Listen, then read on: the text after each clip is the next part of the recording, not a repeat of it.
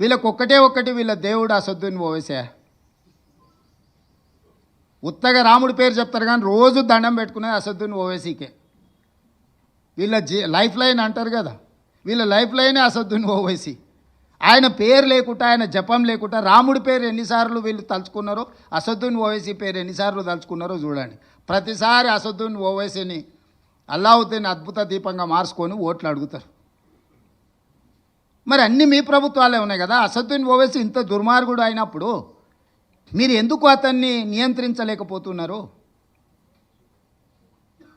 ప్రజాస్వామ్యంలో ఏఐఎంఐఎం కూడా ఒక రాజకీయ పార్టీ ఎన్నికల్లో పోటీ చేస్తున్నారు. గెలిచిన దగ్గర వాళ్ళు గెలిచినారు, ఓడిన దగ్గర ఓడినరు. వాళ్ళు గుజరాత్లో పోటీ చేసిరు, ఉత్తరప్రదేశ్లో పోటీ చేసిరు, బీహార్లో పోటీ చేసిరు, మన వెస్ట్ బెంగాల్లో కూడా పోటీ చేసి 5 సీట్లు గెలిచిరు. వాళ్ళు కూడా ఒక రాజకీయ సంస్థ, ఒక రాజకీయ పార్టీ. కానీ వాళ్ళని భూతంగా చూపించి ఇంకెంతకాలం మీరు ఓట్లు అడుగుతారు?